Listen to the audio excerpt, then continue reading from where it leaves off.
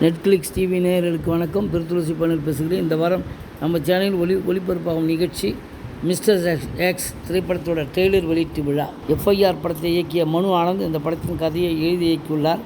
April 17ஆம் தேதி mister X வெளியாக இருக்கும் நிலையில் இதன் ட்ரெய்லர் வெளியீட்டு நிகழ்வு வடபழனி விஜயா போரமாலில் உள்ள பெலசோ திரையரங்கில் நடைபெற்றது. இந்த நிகழ்வில் தயாரிப்பாளர் எஸ். லட்சுமண்குமார் பேசும்போது, இந்த படத்திற்காக உழைத்த அத்தனை பேருக்கும் நன்றி. இதில் ஒரு நட்சத்திர பட்டாளமே நடித்திருக்கிறார்கள் என்கிற பிரமிப்பு ஏற்பட்டது. அதே போல் முன்னணி தொழில்நுட்ப கலைஞர்களும் தங்களது பங்களிப்பை கொடுத்திருக்கிறார்கள். படத்தை பார்த்ததும் ரொம்பவே சந்தோஷமாக இருந்தது. முழுமையாக திருப்தி ஏற்பட்டது. இவ்வளவு பெரிய பட்ஜெட்டில் இதை எங்களால் எடுக்க முடிந்ததற்காக எங்களுடன் கைகோர்த்த மேவரிக் மூவிஸுக்கு நன்றி. படத்தை பார்த்ததும் ரொம்ப சந்தோஷமாக இருந்தது. முழுமையான திருப்தி ஏற்பட்டது. இவ்வளவு பெரிய பட்ஜெட்டில் இதை எங்களால் எடுக்க முடிந்ததற்காக எங்களுடன் கைகோர்த்த மேவரிக் மூவிஸுக்கு நன்றி. ஜியோ ஹாட்ஸ்டார் உள்ளிட்ட எங்களது பார்ட்னர்களுக்கும் நன்றி என்று கூறினார். ஒளிப்பதிவு அருள் வில்சன் பேசும்போது, கொடுத்த காசுக்கு மேல் நடிக்கிறார்கள் என்று சொல்வது போல இந்த படத்தில் பணியாற்றியவர்கள் கொடுத்த காசுக்கு மேல் கஷ்டப்பட்டிருக்கிறார்கள் என்று சொல்லலாம். பார்ப்பதற்கு ஹாலிவுட் படம் போல ஸ்டைலிஷாக இருந்தாலும் இங்கே எல்லோருக்கும் ஒரு அடிமட்ட தொழிலாளி போலத்தான் உழைத்தோம். அஜர்பைஜான் உட்பட எங்களுடைய படப்பிடிப்பு நடைபெற்ற இடங்கள் முழுவதுமே பஞ்சபூதங்கள் ஆக்ரோஷமாக வந்தன. நானும் இயக்குனர் மனுவும் ரூம் போட்டு எல்லாம் பெரிதாக விவாதிக்க மாட்டோம். எங்களுக்குள் ஒரே அலைவரிசை இருப்பதால் பணியாற்றுவது எளிதாக இருக்கும். சண்டை காட்சிகள் படமாக்கும் போது பல காட்சிகள் சிங்கிள் ஷாட்டில் படமாக்கப்பட்டது. மஞ்சு வாரியார் ரொம்பவே அசால்ட்டாக சண்டை காட்சியில் நடித்தார். இசையமைப்பாளர் திபு நினன் தாமஸ் பேசும்போது, ஒரு நீண்ட காத்திருப்பிற்கு பிறகு மிஸ்டர் எக்ஸ் படம் வெளியாக இருக்கிறது. இதற்கு பின்னணி இசை அமைப்பது ரொம்ப எளிதாக இருந்தது. என்னுடைய பயணத்தில் இந்த படத்திற்கு பின்னணி இசையில் அடுத்த கட்டமாக ஒன்றை முயற்சி செய்திருக்கிறேன் என்று கூறினார். படத்துக்கு பல பிரசன்னா பேசும்போது, இந்தியாவில் வெவ்வேறு காலகட்டத்தில் நடந்த உண்மையான சம்பவங்களை சிறப்பாக திரைக்கதையுடன் இந்த படத்தில் சொல்லியிருக்கிறோம் என்றார். நடிகை ரைசா வில்சன் பேசும்போது, மிஸ்டர் எக்ஸ் படத்திற்காக என்னை தேர்வு செய்ததற்கு பிரின்ஸ் பிக்சர்ஸ் மற்றும் மனு ஆனந்த் ஆகியோருக்கு நன்றி தெரிவித்துக் கொள்கிறேன். நான் படம் பார்த்து விட்டேன். ரொம்பவும் நன்றாக வந்திருக்கிறது. அரசியல் ரீதியாக சரியான படம். சீரியஸான டாப்பிக்காகவும் அறிவார்ந்ததாகவும் இந்த படம் இருக்கிறது என்றார். நடிகை அதுல்யா ரவி பேசும்போது, எப்போதுமே நான் ஒரே மாதிரி படங்கள் பண்ணும்போது இவர்களுக்கு இதுதான் வரும் என்று முத்திரை குத்தி விடுவார்கள். அதை உடைக்க வேண்டும் என்றால் நம் மீது ஒரு இயக்குனர் நம்பிக்கை வைக்க வேண்டும். அந்த வகையில் என்னை நம்பியதற்காக இயக்குனர் மனு ஆனந்துக்கு நன்றி. நடிகை அனகா பேசும்போது, இந்த படத்திற்கு நீண்ட நாட்கள் எதிர்பார்த்து காத்திருந்ததால் இந்த தருணம் எங்களுக்கு ரொம்பவே முக்கியமானது. இதில் மிக சிறந்த நடிகர்கள் மற்றும் தொழில்நுட்ப கலைஞர்கள் பணியாற்றியதில் எனக்கு உண்மையிலே மிகப்பெரிய அனுபவம் கிடைத்திருக்கிறது. மஞ்சு வாரியார் இணைந்து நடித்தது கனவு நனவான தருணமாக மாறியது என்று கூறினார். நடிகர் சரத்குமார் பேசும்போது, மிஸ்டர் எக்ஸ் படம் இப்போது அவசியமான ஒன்று. உண்மை சம்பவங்களை மையப்படுத்தி உருவாக்கியுள்ளது. இதன் கதையை மனு ஆனந்த் என்னிடம் சொன்னபோது என்னை நடிக்க வைப்பதற்காக ஏதோ ரீல் விடுகிறார் என்று நினைத்தேன். ஆனால் அவர் இதற்கான ஆராய்ச்சி பேப்பர்களை பக்குவமாக வைத்திருந்தார். அது 2-3 பக்கங்களை பார்த்ததுமே அவர் மிகப்பெரிய உழைப்பை கொடுத்திருக்கிறார் என்று தெரிந்தது. உடனே இதில் நடிக்க ஒப்புக்கொண்டேன். மிஸ்டர் எக்ஸ் என்னுடைய 172வது படம். இத்தனை வருடங்களில் தாத்தா வேடம் உட்பட பல கதாபாத்திரங்களில் நடித்தாலும் இதில் ஒரு வித்தியாசமான கதாபாத்திரம். எனக்கு வெள்ளை முடி வெள்ளை தாடியை கொடுத்து இயக்குனர் தன் ஆசையை தீர்த்து கொண்டார். 2023 இந்த படத்தை தொடங்கினாலும் இதை மிகுந்த சிரத்தையோடு பொறுமையாக கொண்டு வந்ததற்கு மனு ஆனந்தை பாராட்ட வேண்டும். தங்களது கதாபாத்திரங்களுக்காக ஆர்யா, கௌதம் ராம், கார்த்திக் இருவருமே மிகுந்த அளவு மனக்கடலை தந்திருக்கிறார்கள். கௌதம் இந்த படத்தில் வித்தியாசமாக தெரிவார். படத்தில் எங்கள் அனைவரையும் இயக்கியிருப்பதால் மஞ்சு வாரியார் மேம் என்று சொல்வது தான் சரியாக இருக்கும்.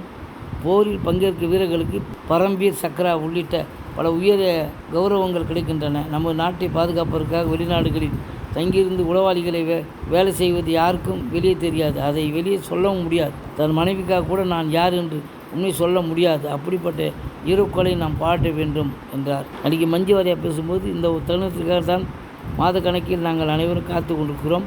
இந்த படத்தின் கதையை ஓகே சொல்வதற்கு அதிக காலம் எடுத்துக்கொண்டது நான் மட்டும்தான். என் பின்னணியில் ஆர்யா சொல்லி எனக்கு தெரிய வந்தது. மனு இந்த கதையை சொன்னதும் அதை பற்றி இன்னும் நிறைய புரிந்து கொள்ள வேண்டும் என்கிற எண்ணம் எனக்கு ஏற்பட்டது. நிறைய சந்தேகங்கள் இருந்தது. இது நம் தினசரி வாழ்க்கையை சந்திக்கும் ஒரு வாழ்க்கையே இல்லை. அதனால் அது குறித்து சில சந்தேகங்களையும் இயக்குனர் மனுவிடு கேட்டிருக்கிறேன். அதற்கெல்லாம் பொறுமையாக எனக்கு பதில் சொன்னார். எனக்கே ஒரு நம்பிக்கை வந்ததால் இந்த படத்தில் நடிக்க சம்மதித்தேன். இதற்கு முன்பாக நிறைய ஸ்பை படங்கள் பார்த்துருப்போம். அதில் பெண்களுக்கு முக்கியத்துவம் கொடுக்கும் விதமாக பல கதாபாத்திரங்கள் இடம்பெற்று இருக்கும். அந்த வகையில் மிஸ்டர் எக்ஸ் படத்தில் நான் நடித்திருக்கும் கதாபாத்திரம் எனக்கு கிடைத்ததற்கு நான் அதிர்ஷ்டம் செய்திருக்க வேண்டும் என்றார். கௌதம் ராம் கார்த்திக் பேசும்போது, என் மீது நம்பிக்கை வைத்த இந்த வாய்ப்பை கொடுத்ததற்காக பிரின்ஸ் பிக்சர்ஸ்க்கு நன்றி சொல்கிறேன். 2 ஹீரோ சப்ஜெக்டில் நடிக்கும்போது எப்போதுமே எல்லோருக்கும் ஒரு சின்ன தயக்கம் இருக்கும். ஆனால் ஆர்யா தன்னிடம் உள்ள தன்னம்பிக்கையால் ரொம்பவே தைரியமாக இருந்தார். அதனாலேயே அவருடைய நான் நடிக்கும்போது என்னை நீ பண்ணு மச்சான் என்று உற்சாகப்படுத்தி கொண்டே இருந்தார். அது மற்றவர்கள் நிச்சயமாக கற்றுக்கொள்ள வேண்டிய விஷயம். ஆர்யா எனக்கு செய்தது போலவே நானும் இனி எனது படங்களில் உடன் நடிப்பவர்களுக்கு அதை செய்வேன். மஞ்சு வாரியாருக்கும் எனக்கும் இந்த படத்தில் இணைந்து நடிப்பது போன்ற காட்சிகள் இல்லை என்பதுதான் மிகப்பெரிய வருத்தம். கிட்டத்தட்ட 70% இது ஆக்ஷன் படம் என்பதால் இதில் நடித்துள்ள கதாநாயகிகள் அனைவருமே ஆக்ஷன் இறங்கி நடித்துள்ளார்கள். சரத்குமார் சார் எனக்கு ஒரு அப்பா போலத்தான், அவருடைய இணைந்து பணியாற்றியது நல்ல அனுபவம். சென்ட் மாஸ் சில்வா என் உடல்வாக எந்த அளவுக்கு ஒத்துழைக்கும் என்பதை தெரிந்து அதுக்கேற்ற மாதிரி என்னை வேலை வாங்கினார். அடுத்து இயக்குனர் மனு ஆனந்த் பேசும்போது, மிஸ்டர் எக்ஸ் படத்தை பார்த்த பலரும் என்னிடம் நீங்கள் பேன் இந்தியா படம் தான் எடுப்பீர்களா என்று கேட்டார்கள். ஆனால் இது பேன் இந்தியா படம் அல்ல, தமிழ் படம். அந்த ஒரு நோக்கத்தோடு தான் இந்த படத்தை எடுத்தேன். போலீஸ் அதிகாரிகள், இராணுவ அதிகாரிகள் யார் என்பது நம்ம எல்லோருக்கும் தெரியும். ஆனால் உளவாளிகளை யாருக்குமே தெரியாது. இந்த படம் உருவாவதற்கு காரணம் 2 பேர். அவர்களை பற்றி எங்கேயும் சொன்னதில்லை. இப்போது இங்கே கூட என்னால் சொல்ல முடியாது. அதுதான் உண்மை. அது ஒருவர் இப்போது உயிருடன் இல்லை. நன்றி கார்டில் கூட அவரின் பெயரை என்னால் இடம்பெற செய்ய முடியாது. அப்படி சூழி உருவாக்கிய கதை தான் இது. இந்தியாவின் வெவ்வேறு காலகட்டத்தில் நடைபெற்ற 7 உண்மை சம்பவங்களை மையப்படுத்தி இந்த படம் உருவாக்கியுள்ளோம். ஆனால் சமீபத்திய பல பேட்டிகளில் இது துரந்தர் படத்தை போல இருக்கிறது என்று ஒரு பேச்சு உருவாகி உள்ளது. துரந்தரையும் இதை ஒப்பிட வேண்டாம். இது துரந்தர் அல்ல. 2 படங்களையுமே உண்மை சம்பவங்களை எடுத்து படமாக்கியிருக்கிறோம் என்பதை தவிர வேறு எந்த ஒற்றுமையும் இல்லை. ஆர்யாவிடம் இந்த கதையை சொல்லும்போது எந்த எதிர்பார்ப்பும் இல்லாமல் தான் சொன்னேன். ஆனால் அதை கேட்டு அரை மணி நேரத்துக்கு நடிக்க அவர் ஒப்புக்கொண்டார். இப்படி ஒரு படத்தை பண்ண உங்களால் முடியுமா என்று அவரிடம் கேட்டபோது அது தயாரிப்பாளரின் கவலை என்று கூலாக சொன்னார். கௌதம் கார்த்திக் என் மீது நம்பிக்கை வைத்து அதில் நடிக்க ஒப்புக்கொண்டார். நாயகன் ஆர்யா பேசும்போது, கதை கேட்கும் மிகப்பெரிய பிரம்மாண்டமாக இருந்தது. இது இருக்கும் என தோன்றியது. நம்மை நம்பி இவ்வளவு பெரிய பட்ஜெட்டில் எந்த தயாரிப்பாளரால் படம் எடுப்பாரா என சந்தேகத்துடன் தான் இந்த படத்துக்கு நான் ஓகே சொன்னேன். ஆனால் எங்களை நம்பி படத்தின் கதையை நம்பி எங்களுக்கு பக்கபலமாக இருந்து ஒரு மிகப்பெரிய தன்னம்பிக்கை கொடுத்தது தயாரிப்பாளர் லக்ஷ்மண் தான். இயக்குனர் மனு ஆனந்த் ஒரு கடின உழைப்பாளி. அவரை மிஸ்டர் பர்ஃபெக்ட் என்று சொல்லலாம். இதன் கதையில் அவர் கடினமாக உழைத்து உள்ளார். இந்த படத்துக்காக 3 வருட காலமாக நாங்கள் ஒன்றாக பயணித்திருக்கிறோம். ஆனால் ஒரு நாள் கூட அவர் முகம் சுழித்து கோவப்பட்டு நான் பார்த்ததில்லை. படத்தின் ஒளிப்பதிவாளர் அருள் வின்சன் அனைவரிடமும் சகஜமாக பாடக்கூடியவர். நாங்கள் வெளிநாட்டில் படப்பிடிப்பு நடத்த சென்றபோது கூட அந்த நாட்டு மக்களுடன் சென்று சகஜமாக அவர் பழகுவார். இசையமைப்பாளர் திபு நினன் தாமஸ் இந்த படத்தில் அவருக்கு ஸ்கோர் செய்யும் வாய்ப்பு நிறையவே உள்ளது. படத்தின் முதல் காப்பி பார்த்தபோது நான் பிரமித்து போனேன். படத்தின் பின்னணி இசை சிறப்பாக வந்துள்ளது.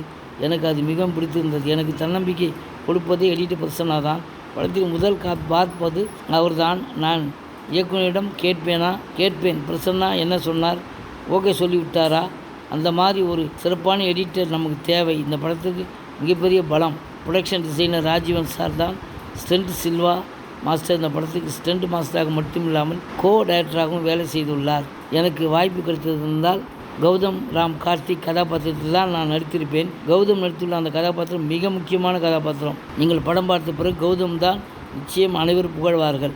புதுமையாகவும் ரசிக்கும்படியாகவும் நடித்துள்ளார். கௌதம் சரத்குமார் சாருடன் எனக்கு முதல் காட்சியை ராஜஸ்தானில் தான் படமாக்கப்பட்டது.